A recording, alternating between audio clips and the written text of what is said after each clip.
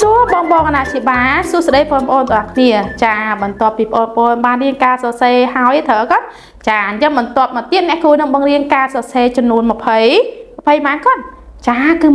25 7ចាអញ្ចឹងសូមកូនមើលផ្នែកខាងនេះមុននឹងចូលរៀនការសរសេរកូនមើលនេះរូបភាពនេះអ្នកគ្រូចឹងអត់នេះជាអ្វីកូន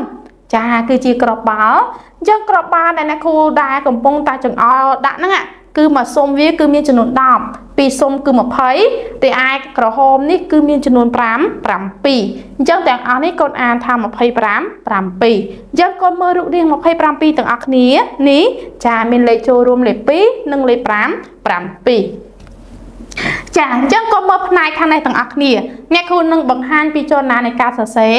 ចាចាប់ផ្ដើមដំបូងគេគឺលេខ2អញ្ចឹងអ្នកគ្រូគួចឡើងលើចុះក្រោមឡើងលើចុះក្រោមកុំងាកទៅឆ្វេងឡើងទៅលើងាកទៅស្ដាំចារីឯបន្ទាប់គឺលេខ7កូនគួចឡើងលើចុះក្រោមឡើងលើចុះក្រោមងាកស្ដាំឡើងលើវិញមកងាកមកឆ្វេងបន្តិចនោះកូនទទួលបាន27ហើយអញ្ចឹងអ្នកគ្រូនឹងបង្ហាញនៃការសរសេរ27ឲ្យកូនទាំងអស់គ្នាសូមកូនមើលទាំងអស់គ្នា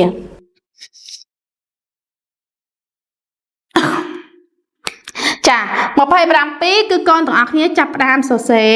លេខ2ចានេះ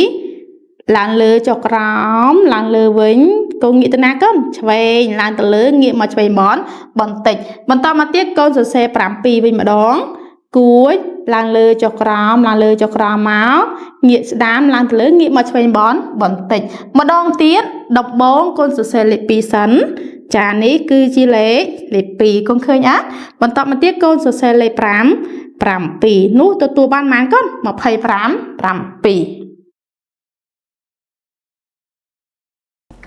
ចាអញ្ចឹងកូនទាំងអស់គ្នាបានដឹងហើយអញ្ចឹងអ្នកគ្រូនឹងចាប់ផ្ដើមបន្ទាប់ទៀតនេះគឺជាលំហាត់សម្រាប់កូនទាំងអស់គ្នាក្នុងវឹកហាត់ក្នុងការធ្វើ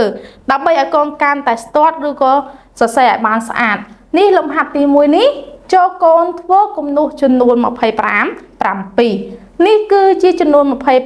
7ដែលអ្នកគ្រូបានសរសេរពេញលេញហើយនេះគឺជាគំនូសសុទ្ធសឹងតែ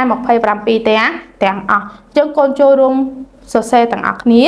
ចឹងអ្នកគ្រូនឹងចូលលំហាត់ទី2លំហាត់ទី2នេះចូលកូនសរសេរចំនួន25 7នេះគឺជា27នេះគឺជាទីតាំងដែលកូនត្រូវសរសេរចាលំហាត់ទាំងពីរនេះកូនទាំងអស់គ្នាចូលរួមវឹកហាត់ធ្វើទាំងអស់គ្នាបន្ទាប់ពីកូនបានធ្វើរួចកុំភ្លេចយកទៅឲ្យប៉ាម៉ាក់របស់កូនជួយពិនិត្យមើលថាតើកិច្ចការរបស់កូនពិតជាបានស្អាតនិងត្រឹមត្រូវដែរឬទេចាសូមអរគុណ